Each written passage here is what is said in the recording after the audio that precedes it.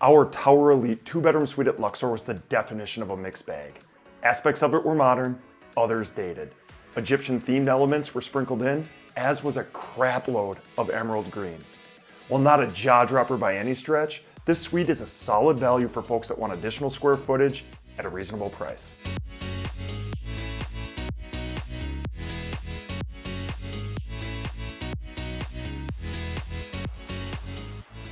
Our Tower Elite 2-bedroom suite cost $279.42 after taxes and fees, and that was a very slightly discounted rate thanks to my play in the MGM Rewards loyalty program.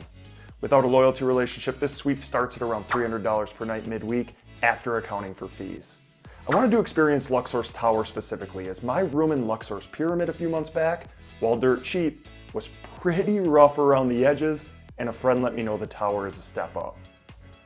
I noticed a message in my MGM Rewards account that I'd have to physically stop at the hotel front desk to check in on this occasion, even though mobile check-in is usually the way to go at MGM properties, as it allows you to skip the hotel front desk completely and use your cell phone as a room key. Anyway, I swung by at 9:30 in the morning and they were able to hook me up with a suite on the spot. Awesome start. Making my way to the room, the casino level elevator lobby, the elevator itself, and the hotel hallways all felt just a bit nicer than those in Luxor's Pyramid, where rooms tend to be a hair cheaper.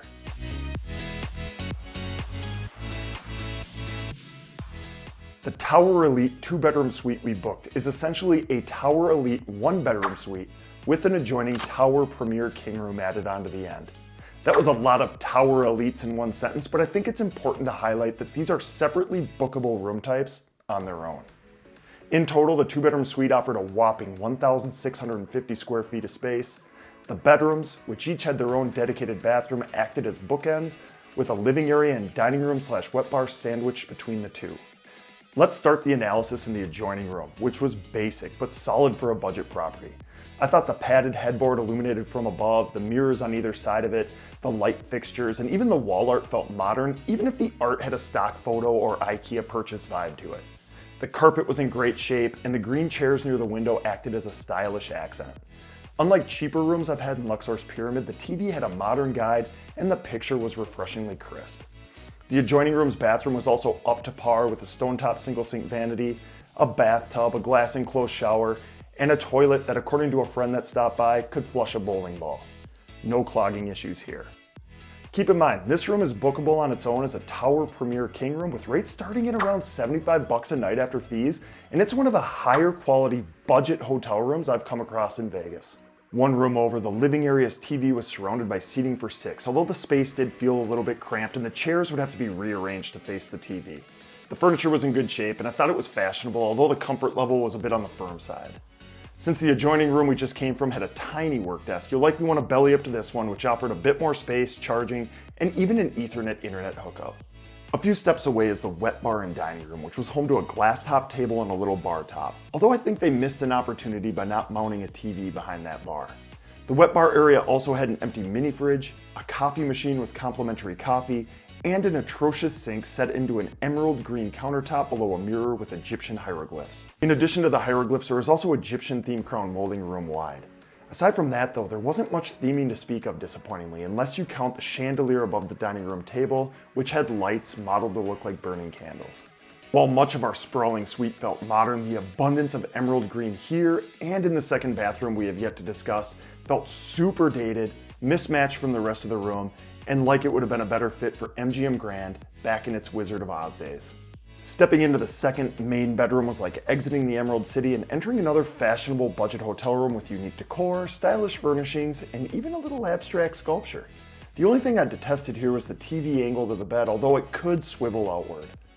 Heading into that second bathroom, however, was like an Oz re-entry sequence. A lot of emerald green and even more mirrors, which annoyed me, as I couldn't hide from being in a lot of these clips.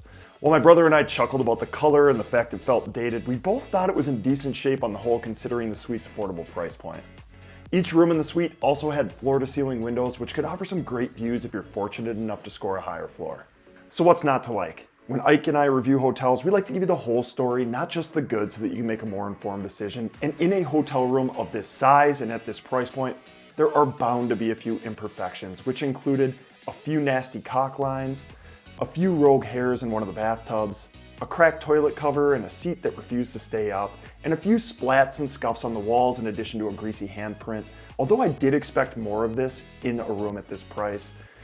Although the toilets had a thrust similar to a jet engine, one of the showers could only muster a trickle of water. The body wash in one of the showers also had a crack in the bottle, making it difficult to operate and creating a bit of a mess. The weirdest item though was this rag shoved into a vent in one of the bathrooms. Drop why you think someone shoved it in there to begin with in the comments, because I'm at a loss. Let's shift focus to the broader resort experience at Luxor, starting with food and drink. There are plenty of dining options that range from a food court with fast food options to their tender steakhouse. On this occasion, we decided to stop into the Pyramid Cafe, and I enjoyed my $21 burger and fries while Ike hopped on a ham and cheese omelet that set him back 20 bucks. Pyramid Cafe has become a go-to of mine when I'm in the area for breakfast or lunch, as it's solid, and it also won't bankrupt a guy. I should also mention that I really enjoyed the $25 Philly cheesesteak at Public House while sweating an NFL bet when I last stayed at Luxor this fall. Give it a shot. You're not just confined to the dining options at Luxor though, as you have easy access to both Mandalay Bay to the south and Excalibur to the north via a free tram that runs in front of the resorts, or via the indoor walkways that connect them, which I prefer as the walkway is more direct. Luxor's pool is massive, covering over 125,000 square feet, and is one of the more unique looking pool scenes considering it's in the shadow of the resort's pyramid. While not the fanciest in town, it's no slouch.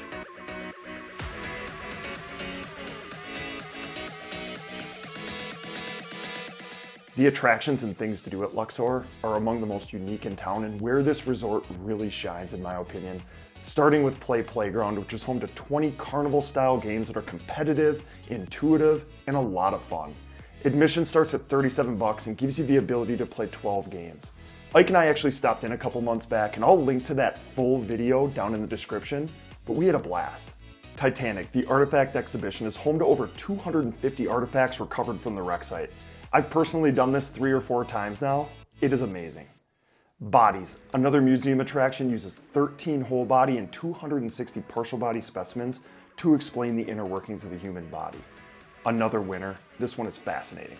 Discovering King Tut's tomb tells a story of Howard Carter's discovery of King Tut's final resting place.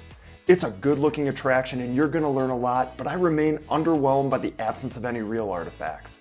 Everything you see is a reproduction. The HyperX Esports Arena is a 30,000 square foot gaming venue that boasts a 50-foot video wall as its centerpiece. They host tournaments, which are listed on their calendar of events online, but you can also purchase gaming passes that range from 1 to 24 hours, and they don't have to be used in one sitting. You can come and go as you please. Luxor also hosts several shows that include Carrot Top, the iconic Blue Man Group, and Fantasy, a burlesque show that's been running since 1999. Luxor's gaming floor is home to over 1,100 slot games and was dealing $10 6-to-5 blackjack, $15 craps, and $15 roulette during my visit. While the sportsbook isn't the most impressive in town, it gets the job done. Obviously, this isn't the nicest or most luxurious suite you're ever gonna see.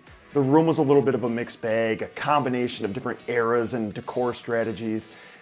It was weird because parts of the room felt modern and fresh while others felt pretty dated. The color scheme was just bizarre and inconsistent throughout. That emerald green's gotta go. That said, I thought the suite was really solid for the price. Under $300 for 2 bedrooms, 2 bathrooms, a dining room with a wet bar, a separate living area, and 3 TVs is tough to beat. And while the room had its dings and imperfections, I thought the suite and the furnishings within it were of high quality considering Luxor's a lower tier property. I try not to go into these stays with any preconceived notions of what I'm gonna see or experience, but I was definitely expecting rougher.